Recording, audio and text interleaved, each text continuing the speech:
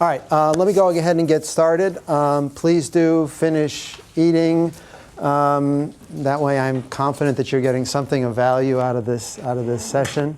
My name is Larry McEnerney. Let me tell you a little bit about why I'm here and what we're going to talk about and why I hope I can be valuable for you.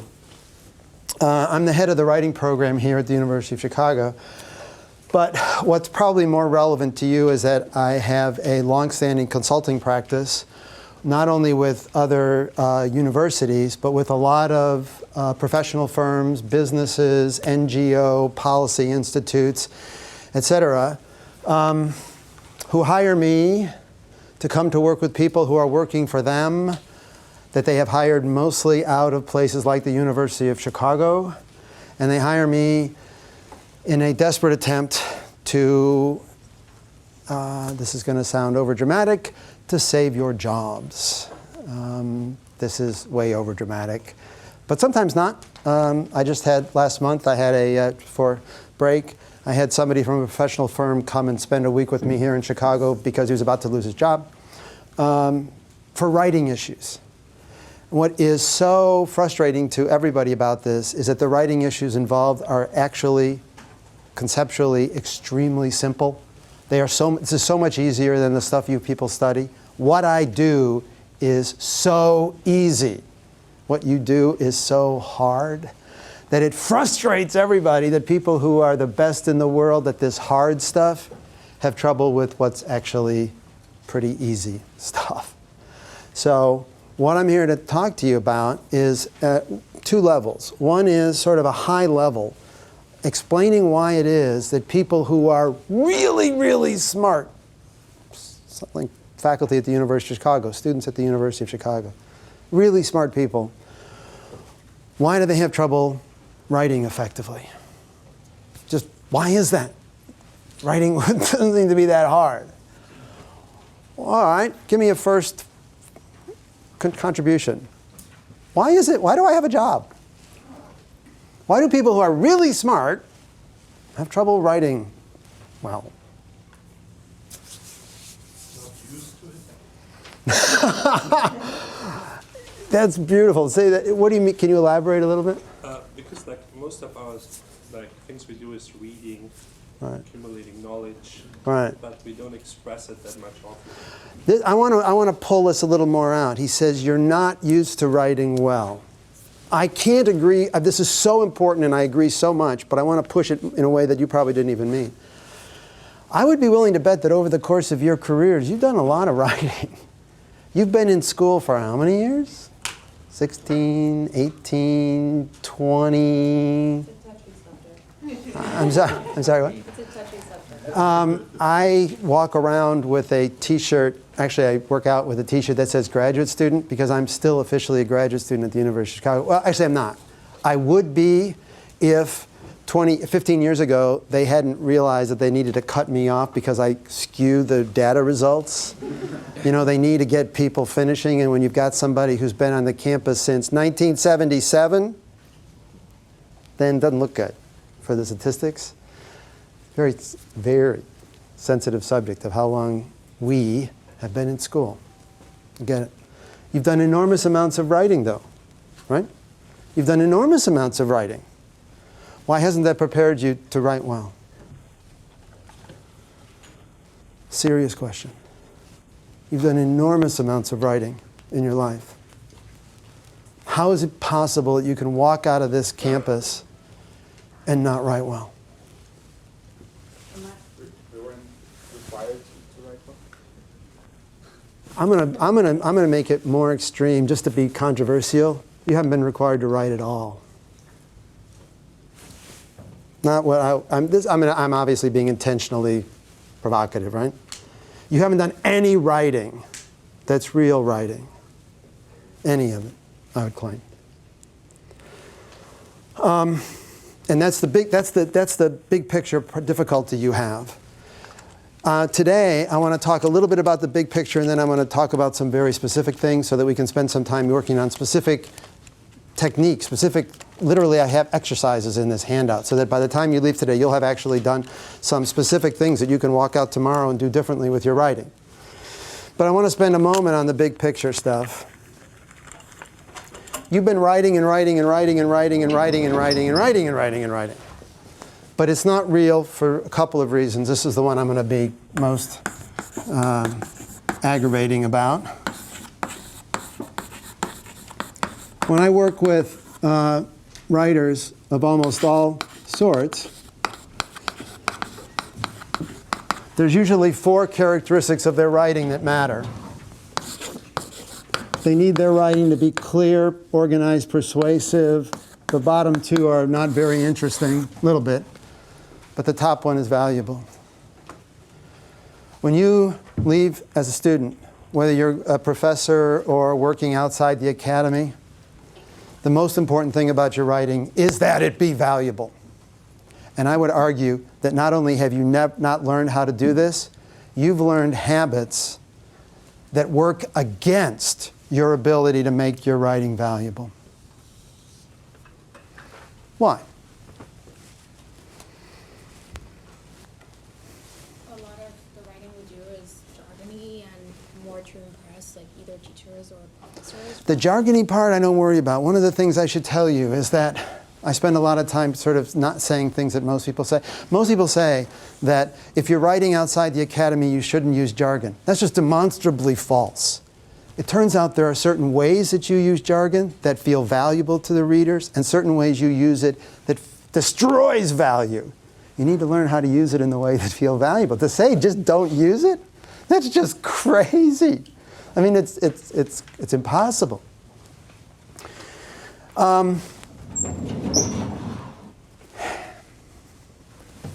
Here's the approach that I take to writing that I should introduce at this moment.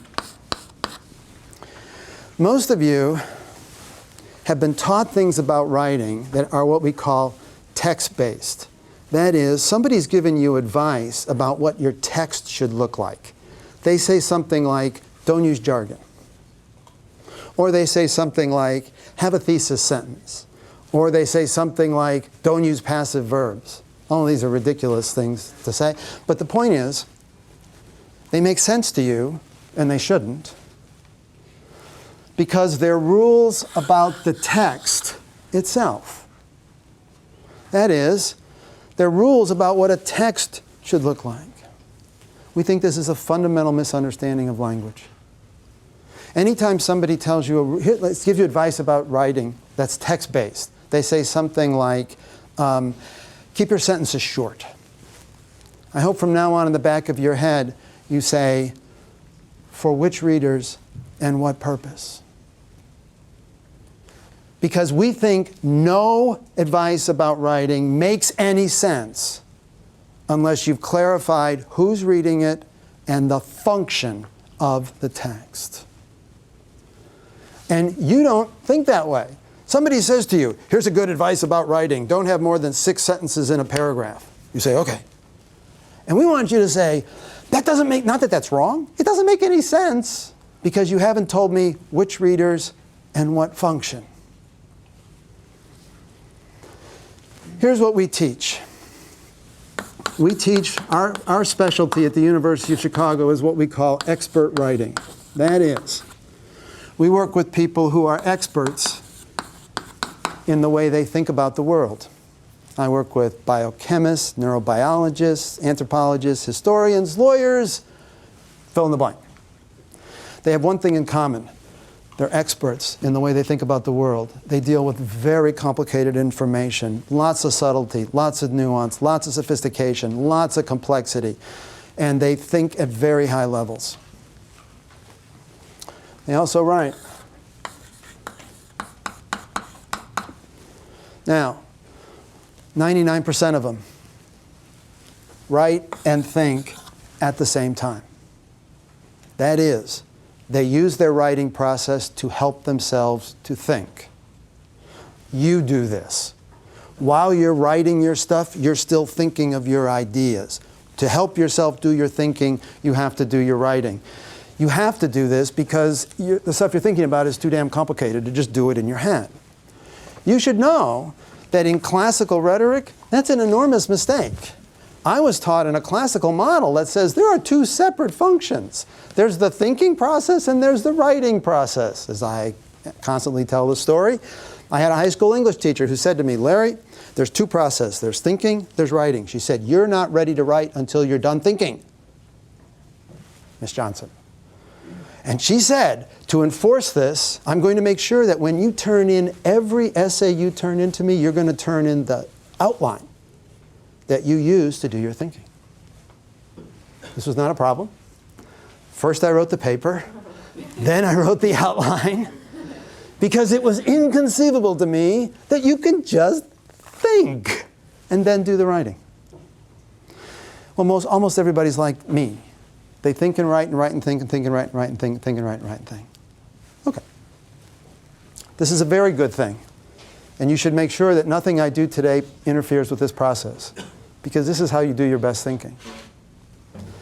But in the real world, not in school, in the real world, when you're done with this, you will have created a text.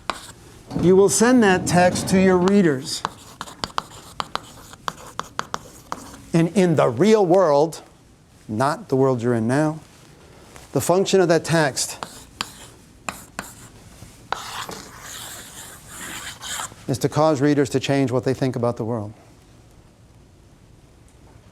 That's its job. It's to cause the readers to change what they think about the world.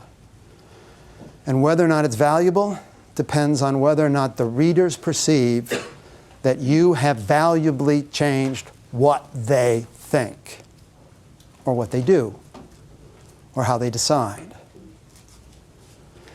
And I would be willing to bet that in your schooling years, you virtually never did that. Was that what your writing was for as a student? When you wrote a paper, did you fail the paper if you didn't change what the teacher thought about the world? Was that the test? Was that how you got an A, B, C, D, or F? I'm getting a lot of those, like some people saying, oh, maybe, was it the test? Was it? All right, let's start in high school. When you were writing in high school, were you changing the way your teachers saw the world when you wrote those high school papers? How about college? Were you changing the way your instructors saw the world when you wrote those college papers? I mean, every once in a while I have somebody who say, well, yeah, I mean, I had professors tell me that my work was so valuable to them. That was a lie? I mean, you know that. At least it was a lie in the sense of it didn't change what they thought. You know how I know it was a lie?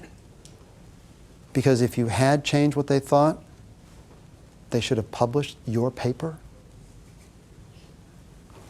Sometimes I have faculty say to me, oh, the student's writing is very helpful to me. I say, oh, yeah. They say, oh, yeah, I really do. I learn a lot. I say, oh, yeah. I say, yeah. I say, then your student, reading your student stuff is part of your thinking process. Yeah. I say, okay, then how often do you go find student papers to read when you don't have to? And what's the answer? Never. All right? All right. What made your writing valuable to them? What created the value for them? Your writing didn't. What did?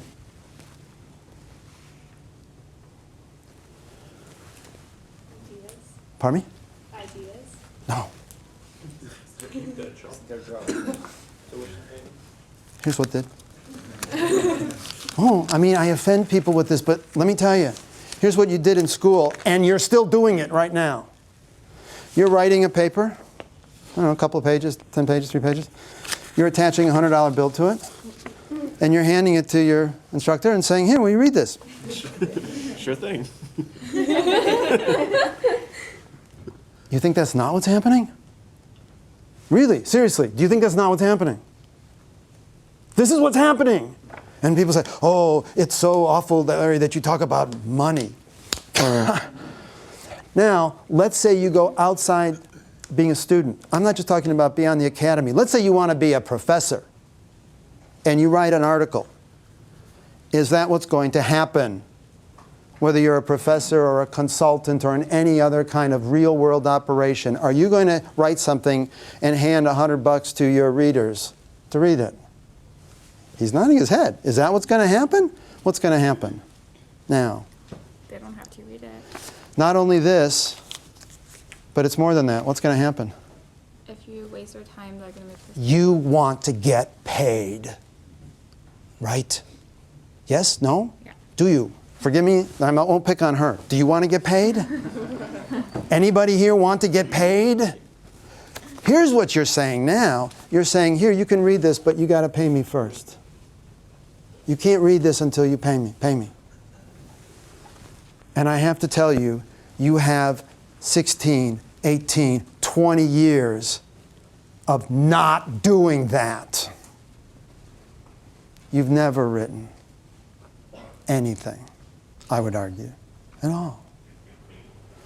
The problem is that doesn't just leave you neutral, that leaves you with terrible habits. Why is it so hard for really smart people to write well? One of the reasons is they have 20 years of bad habits. The habit was they weren't writing to people who were doing this. What were they writing to? What were your teachers doing when you sent them papers? Were they using your papers to change the way they saw the world? What were they using your papers to do?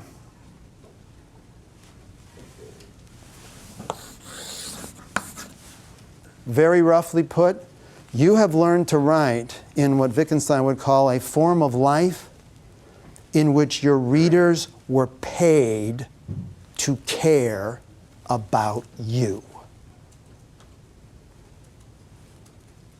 Your teachers read your stuff because they were paid to read it to find out about you.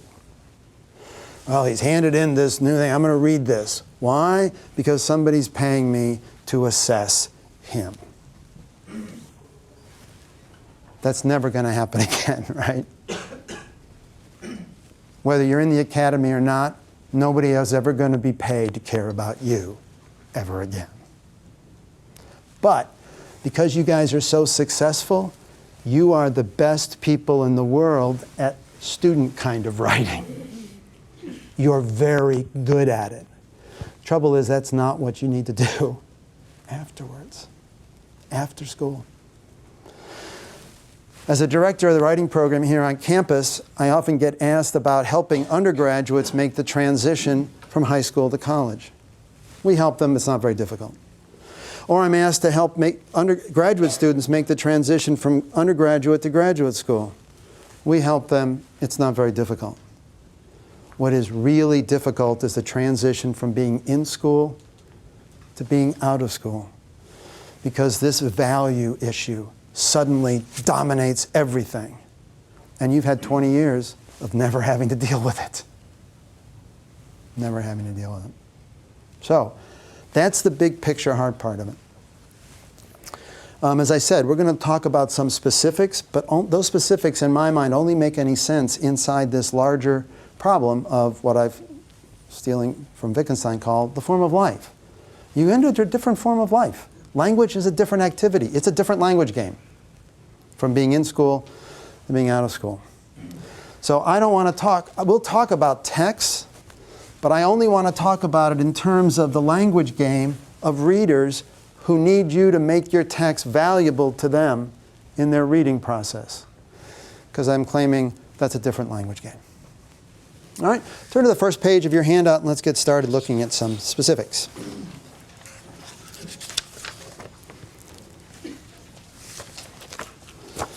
So, on the first page, I've given you 3 instances of a text that's either by Roger Myerson or partially by Roger Myerson. Do you need a handout?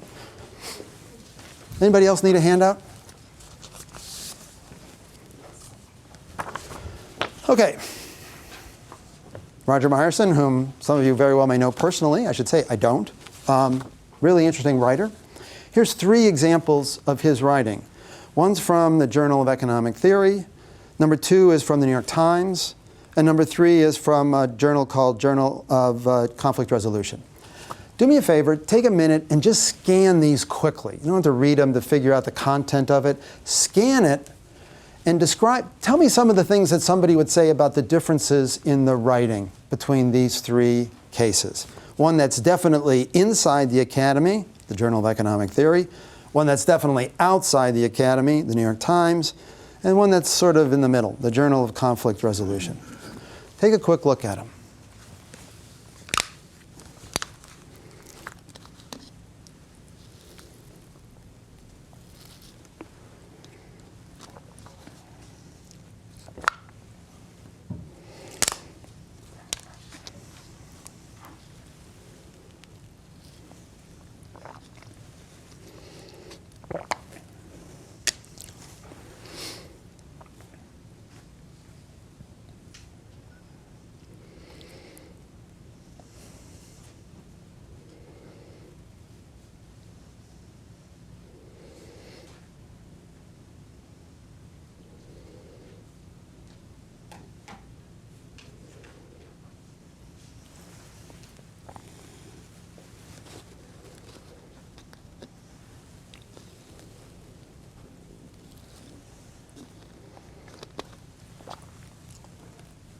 All right, now let's say somebody asks you the question, how are these texts different?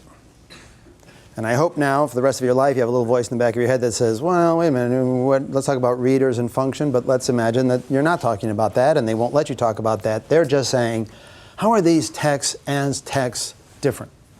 Point to something that's different between them, or that people would point out as different.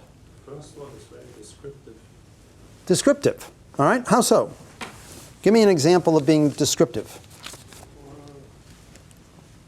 Yours looks like terms like expected action profile and the conditional probability in the hyperplane. So he explains that kind of equation. Well, it's descriptive, but contrast that. Would you say that 3 is not descriptive? Or 2? To put this in perspective, imagine that President Obama named Democrats. Are they not describing there? Yeah, that was a describing, that's true. All right, it's all right. So give me some other things that people would say, well, this is obviously different between these. The readers are different. The readers are different, for sure, and we're going to talk about that. Actually, the readers are in many ways quite similar, but we're going to talk about that. But I want to imagine what somebody who's just trying to describe the text would say. The frame of reference for the second is something that anyone could relate to. Okay, so when we say something, well, I'm obviously scared you by saying, I won't say, oh my God, the first one has equations in it. You know, oh my God, that's obviously different. The first one has equations, the other ones don't use equations, right? Just to be textually simple, all right? Notice some other things textual about this that are purely, we don't talk about things like describing, textual. The sentences in the second one are shorter. The sentences are literally shorter. Just look. Look at the first paragraph of number 2. See how many sentences there are there? 1, 2, 3, 4. There's 4 sentences in it. How about the same length in number 1? How many sentences does number 1 have? 2. How many sentences does number 3 have? 3. All right? So here's what somebody's going to tell you when you go out to work in a place that's not the Academy. They're going to say, oh my God, use short sentences. They will say that to you. Use short sentences. And they will point to this and say, look, these are shorter sentences. They won't ask the question, why are they shorter sentences? What is it about the readers that makes it shorter sentences? What do you think it is about the readers of the New York Times that makes it a good idea to use shorter sentences there? It is a good idea to use shorter sentences in general in a New York Times op-ed piece. Why? What do you suppose is true about the readers of the New York Times op-ed piece? That makes shorter sentences probably a good idea. They don't have so much time to read. What's the value to a reader of a New York Times op-ed piece? What makes it valuable to them? To get as much information in the shortest amount of time. Possibly, but that's probably not why most people read New York Times op-ed pieces. People say that. They say, "Oh yes, it's like, you know, I read it for the article. I read it for information. Probably not. Circumstances when they read, for example, in the train, that it's easier to make shorter sentences. One thing is they may not be sitting at their desk reading it. They're reading it on a train, someplace in the car, moving, walking, or something. So a longer sentence is going to demand their attention for milliseconds longer. That's actually kind of awkward and that kind of. But the other thing is why what value do they get out of it?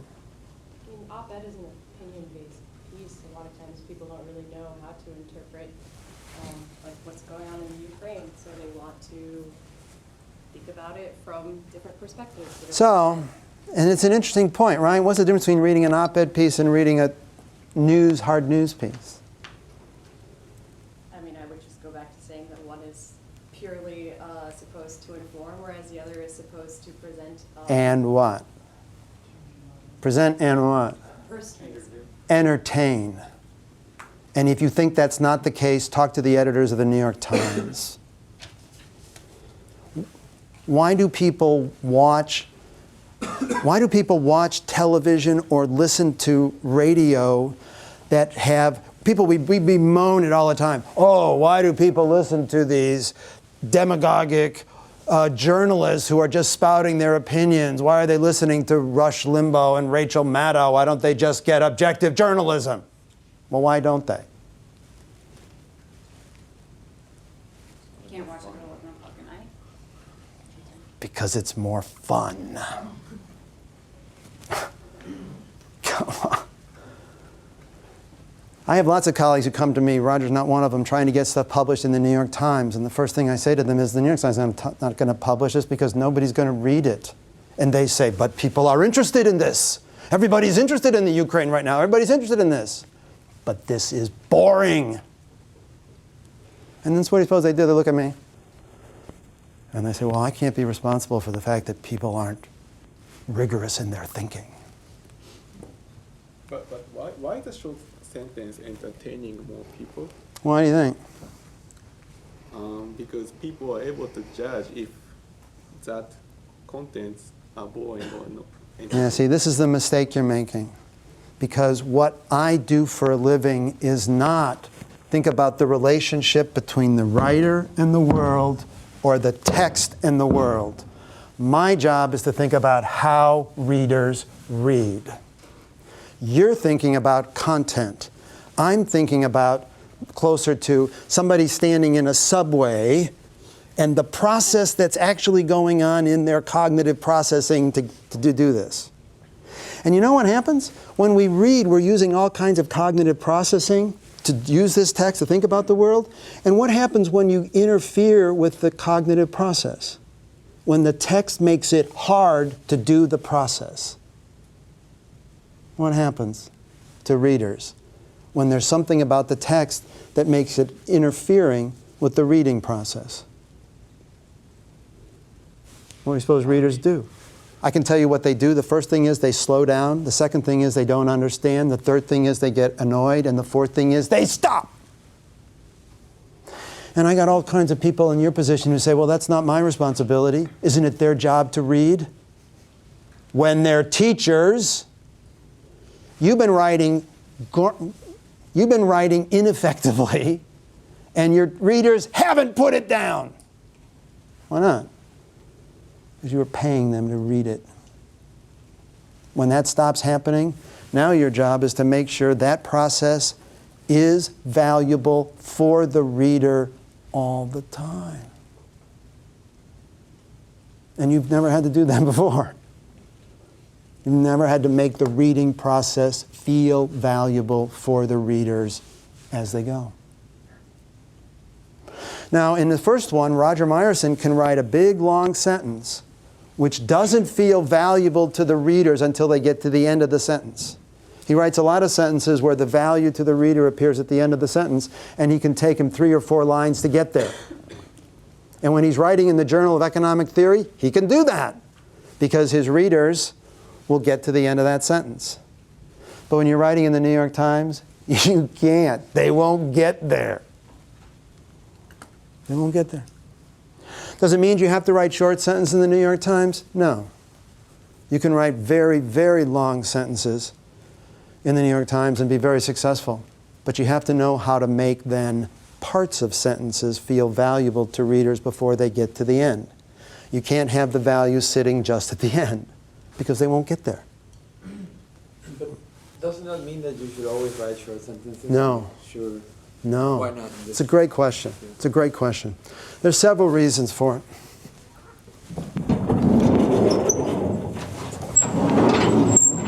One of them is that in English, and it's true of lots of other languages too, the end of a sentence has what we call a stress position. That is, ending of sentences have extra stress compared to the rest of the sentence. Quite surprising to people who've been told the beginning of the sentence is where readers pay the most attention. It's not true. It's actually they pay attention at the end of the sentence. All right? Well, this would say, well, then I should use lots of short sentences. But think about it.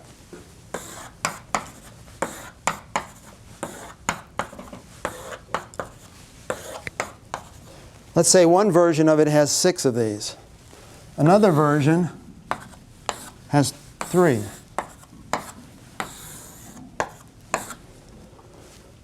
Can you feel a difference? This one is saying to readers, hey readers, there's 6 really important things I want you to notice in this passage. This one says, hey readers, there's 3. Well, imagine if this goes on for several pages. Pretty soon, you say, this is important, this is important, this is important, this is important, this is important, this is important. And pretty soon, nothing is important. What you know how to do when you command longer English sentences is you know how to have smaller moments of importance. Forgive me for quoting a very long sentence, but this is a famous sentence, and it was given in a speech, but it shows what I mean here. It's the last sentence of Lincoln's second inaugural. With malice toward none, with charity for all, with firmness in the right, as God gives us to see the right, let us strive on to finish the work we are in, to bind up the nation's wounds, to care for him who shall have borne the battle, and for his widow and orphan, to do all which shall achieve and cherish a just and lasting peace among ourselves and with all nations. Well, the end of that whole thing is peace among ourselves and with all nations. And he wants that to get the most stress. But along the way, he's manipulated the sentence so that other things have lesser stress building to that. So, sorry, that wasn't actually on the agenda. It's a great question. The point I'm trying to make is not that there's all kinds of cool language techniques that you don't know and can learn. Wow, that's really not it.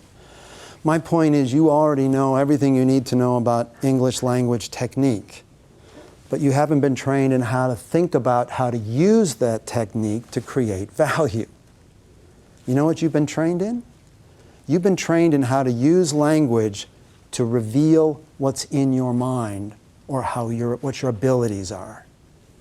You've been trained to use language to demonstrate to your teachers, here's what I know and here's what I can do. And those are the habits you have.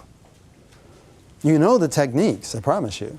It's a question of redeploying them to doing a different function, to live in a different language game afterwards.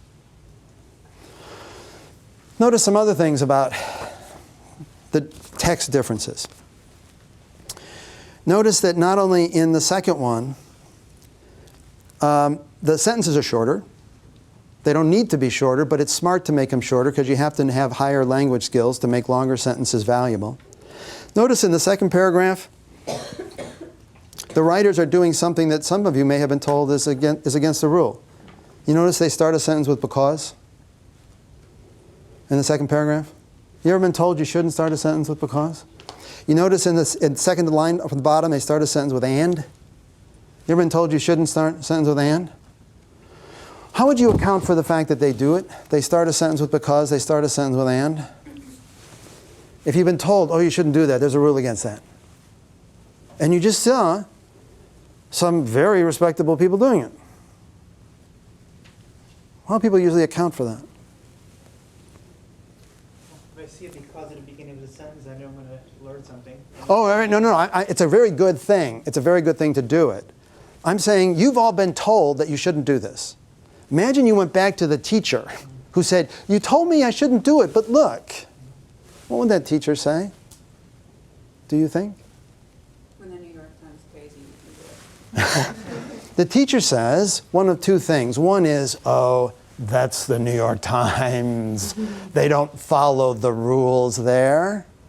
Or they do this thing like, when you're important enough and powerful enough, then you get to do it. I tell you, both of this is one of the things I'm getting at. You've been taught a whole lot of rules about texts that are nonsense. There is no such rule that you shouldn't start a sentence with because, or you shouldn't start a sentence with and. There is no such rule that you shouldn't split infinitives. There is no such rule that you shouldn't use passive verbs. Go down the line, almost no matter what you've been told about writing is wrong, as if they say a rule. The big exception is spelling. Keep spelling. You know, other than that, these are crazy.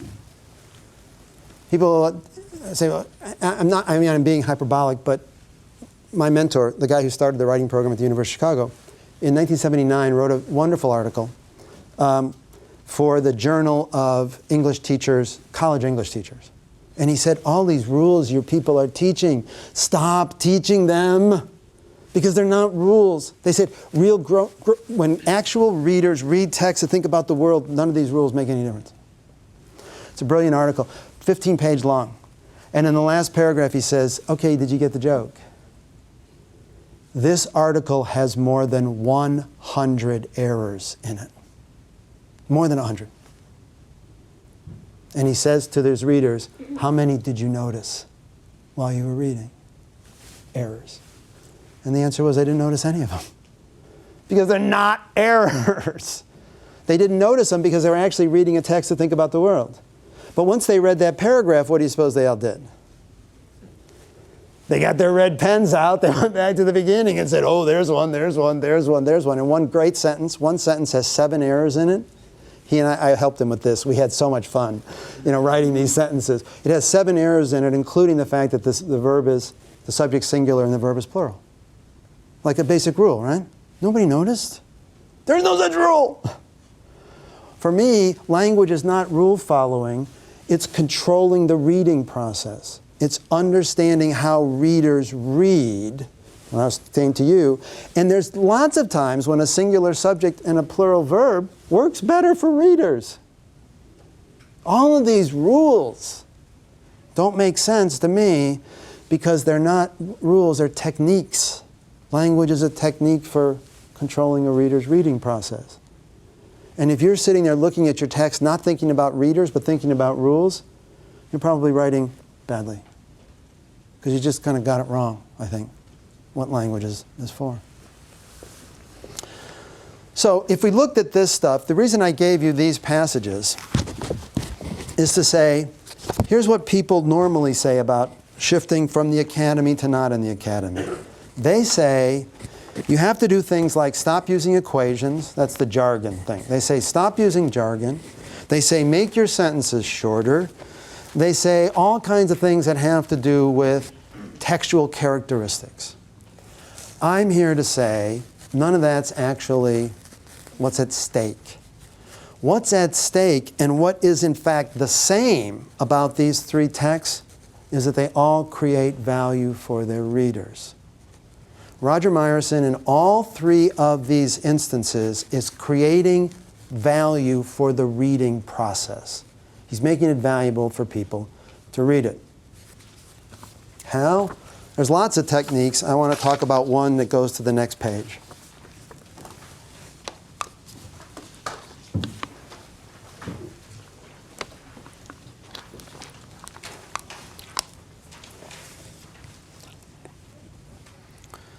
Look at the beginnings. Now, this is the openings of these articles. Tell me what these have in common. I'm sorry, it's page 3 on the enumeration. 1, this paper develops some fundamental mathematical tools for analyzing games with a very large number of players, such as the games played by voters in a large election. Now go to 2. However the current crisis over Crimea finally ends, Ukraine will still be left with a crisis of its own politics. 3. Management consultants have many theories of leaderships.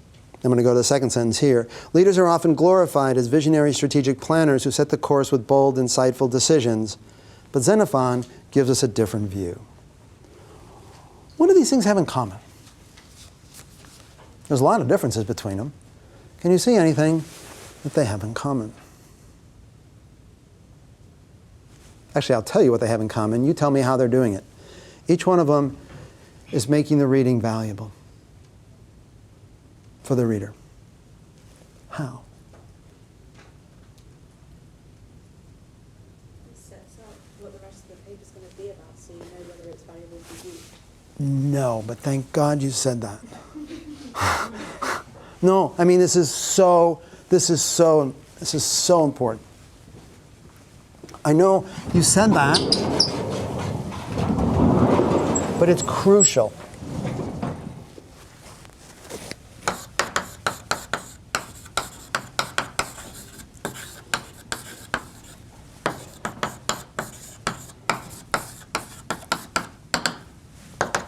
You ever heard something, you said it tells what the paper will be about. Sorry about my handwriting.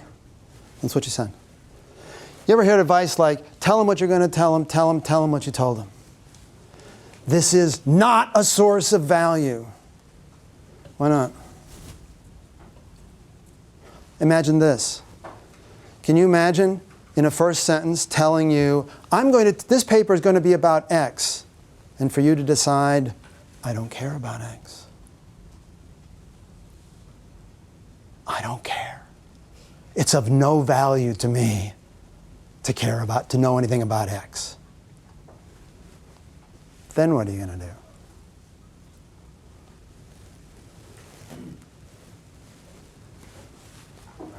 People look at me like, oh my God. And the first thought is, you want me to lie? You want me to cheat? You want me to use rhetoric or something to sell this stuff? And they look at me like, that's all wrong. That's all morally wrong. It's kind of slimy. People say, shouldn't that be what writing is about? They say, isn't that what writing is? Isn't writing to be about something? Yes? No? Is that what you do in your papers? When you write a paper, do you describe something? Is that what you do in a paper? Is that what professional academics do? Is that what professional academic papers do? Do they describe things? Is that their function? No, you'll hear at least the next thing is they make arguments. They say, well, they argue. So there'd be a difference, which is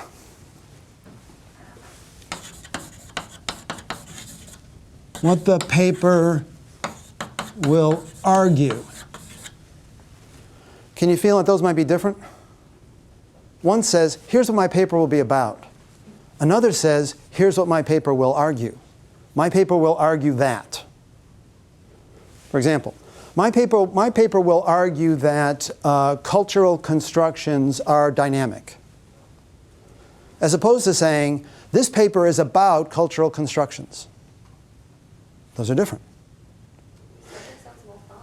Pardon me? The second one sounds more fun. Okay, but is that what academics do? Do they persuade? Do they make arguments? Professional academics in their published work. Is that what they do? What do they do? What do 98% of academic papers do? But have a question and they answer that. Say again? They have a question and they want to answer. That's better.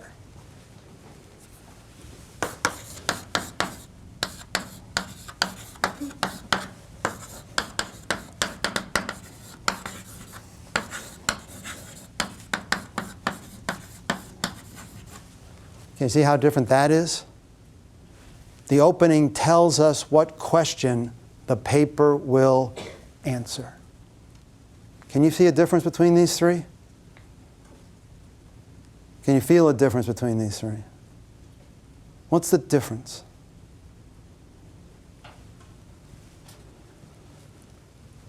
What's the difference? In some sense, everything I do, my entire career is summed up. That's why I would forgive me for jumping on this one thing. But everything I teach is summed up in these three. Everything. The latter assumes there's a problem. So we'll put numbers on them just so we can talk about it, make sure we're clear on that.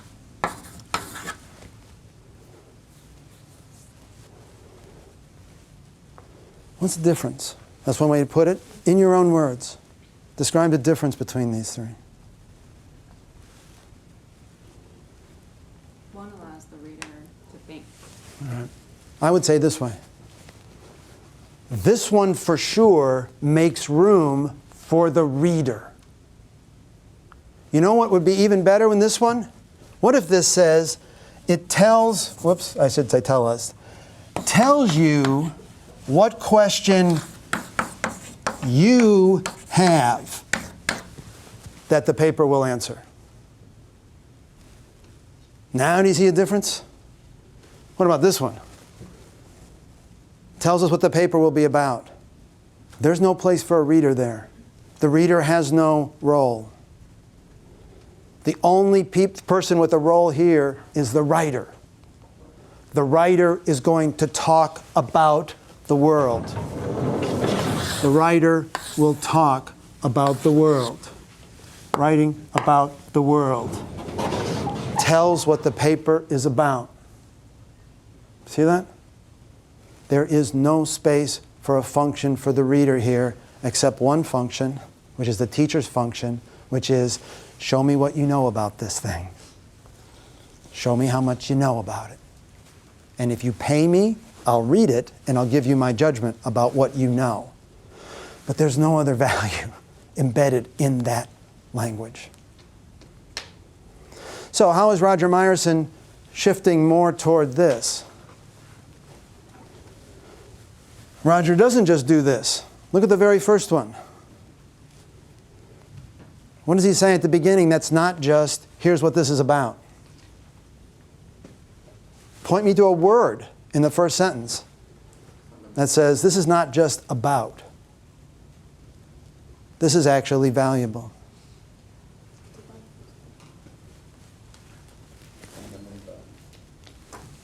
How about that one? Tools. What's the difference between the word tools and the word ideas? He says tools. Tools implies purpose, use, and value. Ideas does not. The word tools, right there, is extremely important in conveying to a reader's, this has a function for you. You're going to be able to use this. When was the last time you used the word tool in any of your writing? You would have said ideas, concepts. Roger Myerson's a very good writer. Right? How about methods? Methods, not quite as good as tools. But what's really good about this one isn't the first sentence, it's the next one. In such games, it is unrealistic to assume that every player knows all the other players in the game. Instead, a more realistic model should admit some uncertainty about the number of players in the game. What's that sentence doing there? Is it describing? You could say it's describing, but what is it describing? That they go from unrealistic to realistic cases. What's it describing? This is a trick question. What is it describing? He says, it is unrealistic to assume that every player knows all the other players in the game. People that do that. Pardon me? There are people that do that. There are people who do that. There are people who assume exactly that. Who are these people? Other academics. his readers. You know what academic papers mostly do? They look their readers in the eye and say, I know what you think, and you're wrong. You know what Roger's just done in this sentence? He said, hey, readers of the Journal of Economic Theory, I know what you think, and it's unrealistic, which is polite term for what? You're wrong. Worse, you're generating bad ideas and models because you're wrong in what you're assuming. You shouldn't assume it anymore. Stop assuming it. This is not, as it were, about the world. This is about his readers. He's describing his readers. He's saying to them, hey, readers, this question you actually don't have, but you ought to have. Can you see how that creates the value for his work? And it's, forgive me, but it's not just a matter of interesting. Some people say, well, it's more interesting if you're confrontational. It's not just interesting. Believe me, there's a lot of people who don't like confrontation and they don't want to argue. But when an academic's professional job is to be right about this stuff, and somebody looks them in the eye and says, hey, it's your job to be right about this, and you say, yeah, it is, and you're wrong, you have to listen. It's like going to medical doctors and saying to medical doctors, hey, medical doctors, you're treating this disease with this drug, right? Doctor says, yes. Stop! You're killing people! You got to pay attention to that. Value. He's creating value. That's what he's doing for specific readers, right? This notion, oh my God, people get told, okay, when you go outside the academy, you should write as though you're writing to 6th graders. Oh my God, don't! You know who you have to write to? Your readers. And you know what you have to know about them? What they value. Do not write to 6th graders. Your job is not to reveal your head. Your job is to change their heads. You need to know what they think, and you crucially need to know what they value. So, we'll come back to the New York Times one. Go down to the third one.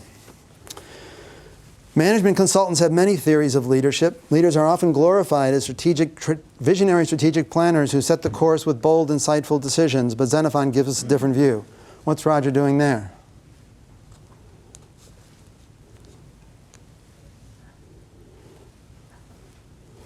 What's he doing there? What's the function of this opening, do you think? Speaking to readers who are management consultants, maybe? Yeah. And what's he doing with these people who are management consultants? Telling them that their theory is wrong. Right. He's looking them in the eye and saying, I know what you think.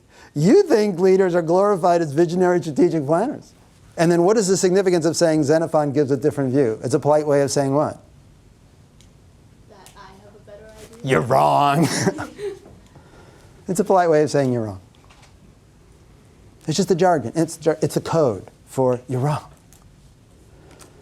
And why does he open with talking about what management consultants think? Why would he talk about them? Because they're the people who read the Journal of Conflict Resolution.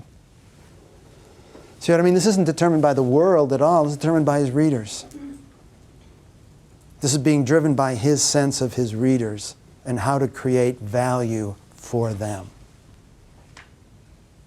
Now, I should be clear, outside the academy, it's less common to say to your readers, I know what you think and you're wrong. Inside the academy, 95% of most academic writing does that. It says to, that's an exaggeration, 85% of academic writing does that. You say to your readers, I know what you think and you're wrong. We have very polite ways of saying it. We have all this kind of coding language for it, but that's what we mostly do. Outside the academy, it turns out problems, value, is much more diverse. Sometimes you say to your readers, I know what you think and you're wrong. Sometimes you say to your readers, I know what's valuable to you, and I can do that. I know what you need, and this text can provide that. But you open with what they need, not here's what the text is going to be about. Because if you open with here's what the text is going to be about, you run the risk of them saying, I don't care about that. Because they may not see the value of that. I'm reading the second paragraph. Yeah. And I'm trying to find the sentence Right. which says you are wrong. Right. And I So what's how's he creating value in this find one? it,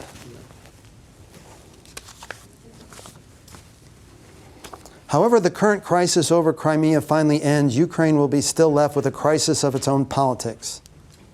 A crisis that Russia sees as a pretext to annex Crimea and would invite further intervention in Ukraine unless it is immediately addressed.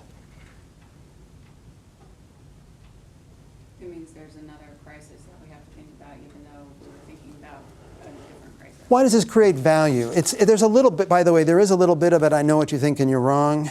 The hint of that is here. The origin of the current emergency, in fact, lie in the failure of Ukraine's political institutions to accomplish two fundamental tasks, but that's really, it's only faint and not important. What's creating value for people? Why would people continue to read this? What would be the value in it to them? What's coming next? Imagine if I wrote it this way.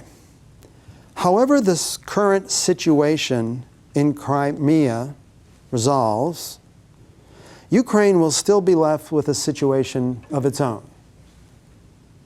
A situation that involves Russia in its relationship to Crimea, and it would have further implications for the Ukraine. 90% of the readers of it would put it down. Why? There's no sense of urgency in the text. And why do words like crisis, seized, Russia seizing, Russia seizes, right? Why does it create a sense of urgency in our reading of it? Those words are kind of active. Pardon me? Those words are kind of active. Yeah, but they're not just that. You're right. You're absolutely right about that. We value reading about bad stuff. You laugh? You think you don't? Look at the newspaper tomorrow. What's the headline going to be? Is it going to be, something good happened? How about this? Headline in the newspaper, yesterday, nothing changed. How about this? Go to a movie the next time. You imagine walking into a movie, and imagine sitting down in a movie theater and having the first 5 minutes of the movie say, see these people? They're very content. They're fine, and for the next hour and a half, they're going to stay fine. And we're going to show you the details of their contentedness. You going to watch that movie? You going to watch it? No! Why not? Is it not true? Do you not want to understand people? How come people don't want to watch it? How come you don't want to watch it?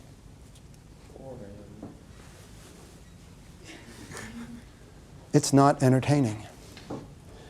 You want people to read your op-ed pieces in the New York Times? Better entertain them. That's the case. That's just the case. Turns out there's lots of different ways to entertain people, but the most obvious one is to say, oh my God, oh my God, oh my God, something's wrong, oh my God. That's what draws our attention. That's what we value when we read. Now, is that a bad thing? I don't know, maybe it is. But it's the truth. People, when they're looking for entertainment, are drawn to conflict, tension, trouble. And we find it entertaining.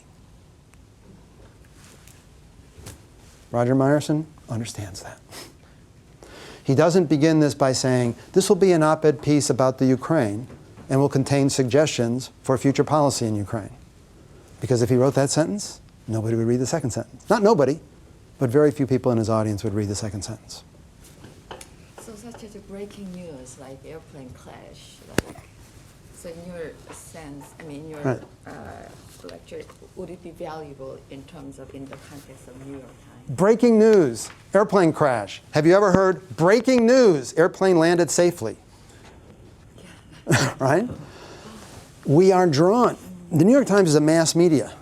It has to have lots and lots of people looking at it, but the crucial point I'm trying to make is that one of the crucial values we get from the New York Times is actually entertainment, or at least distraction. So we want to be distracted. We pick up the New York Times, we want to be distracted.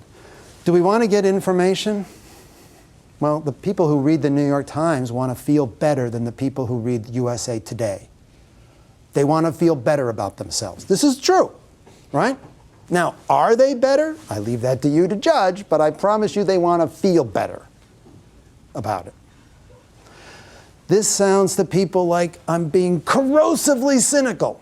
And I have to say, I don't think so. I deal with language as a relationship among people. You guys have been taught to deal with language as a way of revealing what you think. And I think you're just wrong. Language is social. It's actually a relationship between you and other people. So for me, when I want to talk about language, I need to talk about the other people, not just about you. Because there's other people, to me, always in the equation.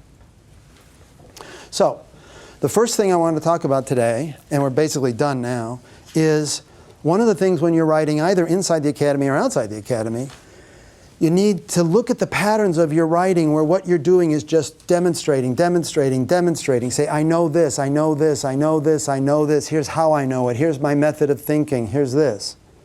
Just turn that off and be thinking from the first sentence of the reader's value. What's making it valuable for them? Why are they reading it? They're not getting paid to read it. Therefore, from the first sentence, you've got to be describing not what you think, but what they think. How they engage this. And you've not been taught, you've been taught to do the opposite of that. Now here's a small technique for doing that I promised I'd not just be at the realm of the ethereal, but would be specific. Turn all the way up to page I'm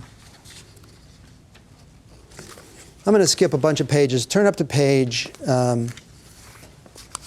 let's pause at page 8, and then I'm going to move on to something else.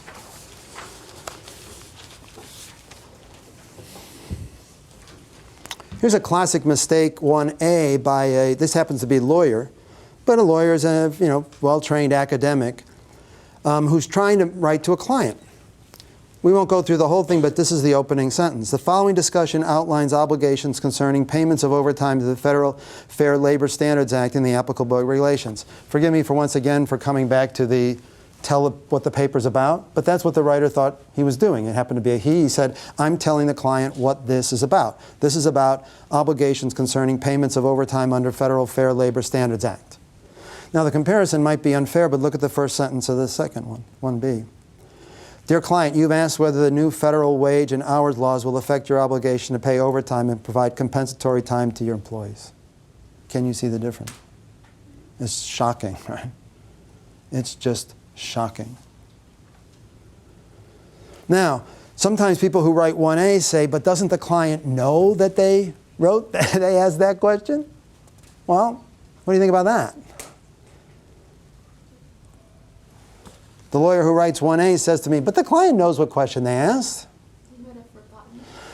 Well, they might have forgotten, and that makes sense in this sense. I mean, clients sitting at the desk reading text after text after text after text picks this one up and doesn't remember necessarily what this one was about. But there's a way bigger issue here. Do you know how many texts clients have read from lawyers that were useless? Utterly, completely useless, and the client paid for the privilege of reading it. And it was useless for them. So here's another message I have for you. Your readers do not trust you. They don't trust you. They think you're going to waste their time. They think you're going to create stuff that's not valuable for them. They do not trust you, and you've spent 20 years with readers who trusted you. You spent 20 years writing to readers who were going to read everything you wrote. And you've gotten used to the idea that whatever you write, your reader's just going to read. I can't tell you how wrong that is. And philosophically, I think it's a gigantic mistake. Language is a relationship between people. You need to think about them, I would argue, from the beginning. 1B signals to the reader that from the beginning, I have you in mind. And this is about what's going to be valuable for you. So let me give you a more subtle example of that. If you turn to page 9 for a moment.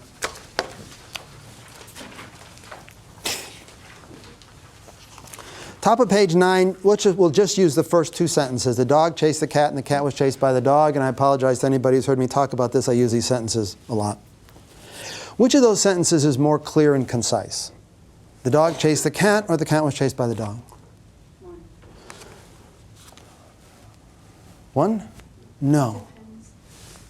It depends. And I'm going back to what I opened with. When you try to make a decision about any piece of writing, your first question should be what? Who the writer cares about. Who's reading it? Most of you would think the first sentence is more concise because you've been taught formal rules. Two rules you would come into play, right? You'd say what about sentence 1 versus sentence 2? It's shorter, and some of you have been taught you should use active verbs and not passive verbs. Daylight nonsense. Clear nonsense. It is absurd to say that 1 is more clear or more concise than 2. What about the readers does it depends on readers, and what about the readers does it depend on? Say again? If they care about the cat or if they care about the dog. Why would that make any difference? You're right. She's absolutely right.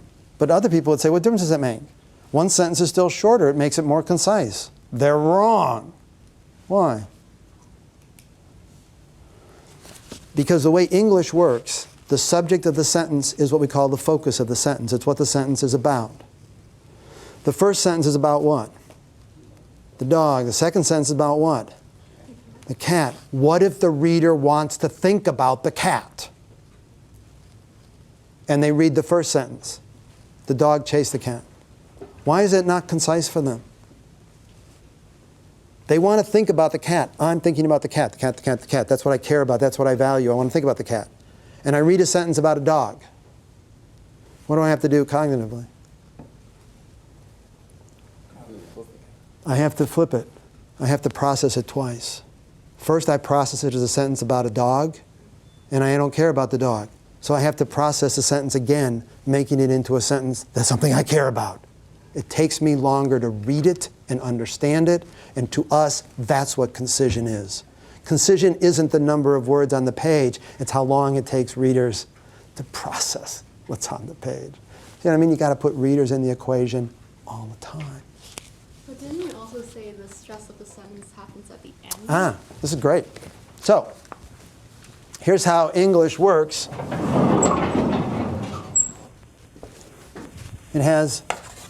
This is an vast oversimplification, but it works like this. There's a focus of the sentence, and then there's a stress position in the sentence. The focus is invisible to us, but hugely important. It tells us what the sentence is about. Then we process everything else in the sentence in terms of that focus. So in the first one, the dog chased the cat, we take all the chasing in the cat and we refer it back to the dog, and then we think, I don't care about the dog. So we have to process it into being focused on the cat. But this focus position, once we get it, we actually then don't attend to it. It's not visible to us. What's more visible to us is what comes in the end of the sentence, which is what we call a stress position. So your point's really beautifully taken. It turns out these two parts of a sentence have very different functions for readers.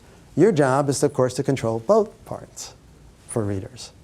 And if you're curious about how this works, well, let me give you an example real quick of how to do it. Turn now to page, turn up to page 11.